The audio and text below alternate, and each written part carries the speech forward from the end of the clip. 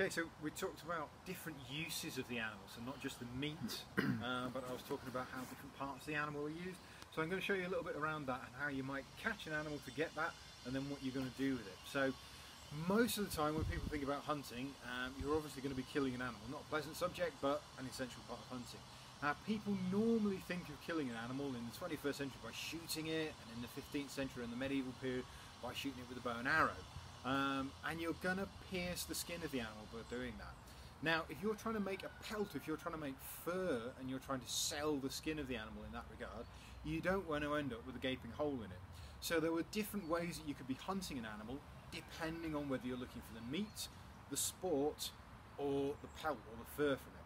So these are a few methods you can use that were used at the time for kind of hunting different animals for pelts. Now, all sorts of different animals were used in different ways. There were things called sumptuary laws in the medieval period, and these were laws that were put in place by the gentry, by the nobility, to try and stop people rising through the social ranks. So after the sort of the period of the Black Death, when there was a huge drop-off in the population all across Europe, people found that they were getting a lot more money. They could charge more for their labour, and because they got more money, they wanted to show off more. They wanted to get bigger houses, they wanted to have nicer clothes, better horses.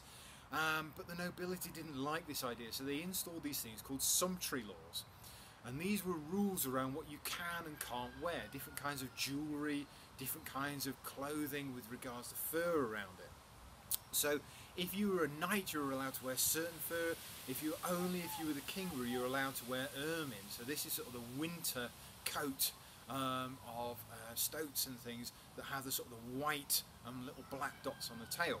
So different furs were traded for a lot of money because people wanted to show off their wealth. And like I say, if you want to get a good fur, you don't want to end up with a hole in it. So this is a really simple piece of equipment called a sling. So in there I've got a little stone and it's just woven linen, and a really simple way of catching or hunting for an animal without damaging the fur. You're going to hit it with a stone, it's going to cause a huge amount of internal damage, but you're not hopefully going to pierce the skin of the animal. Now, I'm not very good with this because I haven't been training with it for years and years like somebody back then, but the idea is you hook it on one finger, you collect the other end, pop the stone in, and then we start swinging it around our head, gaining some momentum, and then the idea is you release and loose the stone. Now, if you're particularly good with this technique, you've got a very high degree of accuracy. These were actually so important they were still used on the medieval battlefield, probably using lead shot covered in clay, but they're incredibly devastating. Really, really simple to use once you've got some training. And you can go out and you can start hunting rabbit, you can hunt beaver, you can hunt otter, all sorts of pelts were used. There's a very, very famous painting that's held in Bruges at the moment that has a gentleman with a massive beaver fur hat. Very, very hot, very, very good insulating fur, very expensive to have. There's also different kinds of furs that were used effectively as knockoffs. So we see it now, sort of products that are coming in pretending to be Prada or Nike. This is nothing new, we were doing this in the medieval period. So I've got here is a fur, a pelt. Now you can see alternating colours on here, and hopefully you can see on the back that these are all little pieces stitched together. Now, in the medieval period, you could go hunting for squirrel, and squirrel change their fur colour between the summer and the winter so they can better disguise themselves and camouflage. Now in the winter, the little section underneath the neck going down the chest is often white, and then in the summer it will turn black. Now these were especially hunted very heavily in Eastern Europe, so in the Caucasus and in Russia, to the point where they were nearly made extinct. And that very, very fine, thick fur was really luxurious. So the squirrels put on a lot of fur to keep themselves warm in the Russian winter, and that fur made it very, very soft and very, very warm. So these kind of blankets were really prized. You would hunt for the winter and the summer fur, and you would stitch those little bits together. But the knockoff version would be to get rabbit, and you would cut sections, diamonds of the rabbit fur, and stitch them together to imitate this expensive squirrel fur with the rabbit fur. So this idea of imitation and knockoff was around right from the medieval period right through into the 21st century, and this was a way again of using the fur, using the hide and selling it. So you're not necessarily hunting the animal for its meat or necessarily for sport. You're hunting it for commerce and to try and sell the products that you're getting. So how do you trap a rabbit? You can hunt it with the slingshot like we've just shown, but another way that you can do so is with a net.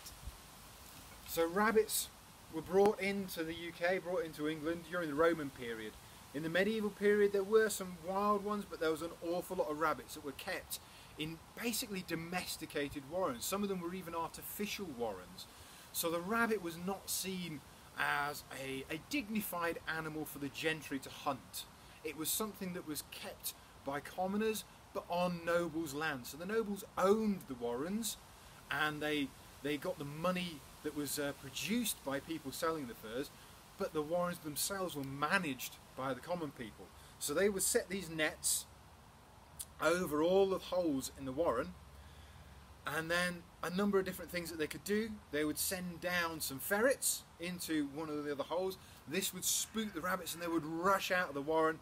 They would snare themselves in these nets, so as they run into the net, one string pulls tight and the net tightens around the rabbits. You could smoke them out as well, so there's images at the time as lighting small fires and then wafting the smoke into the warrens, and again the rabbits would spook and rush out of the warrens. And then you could very quickly catch the rabbits inside the nets. You could set up running dogs, so retrievers, so not necessarily needing to have the nets, but have dogs stationed by the holes, so as the rabbits ran out, the dogs went and grabbed them. And these were specially trained dogs, so that they wouldn't pierce the skin with the teeth. They would basically grab for the throat and suffocate the animal, but they would use very soft bites, a very soft way of attacking them, so that they didn't pierce the skin. And all of this is a way to preserve the skin, so that you don't punch holes in it, so that you can then skin the animal, tan the hide, sell on the fur, and you get a commercial purpose out of them. The last way, one of the things, if you saw one of the other videos we were doing on medieval hunting and medieval archery, is using a blunted arrow.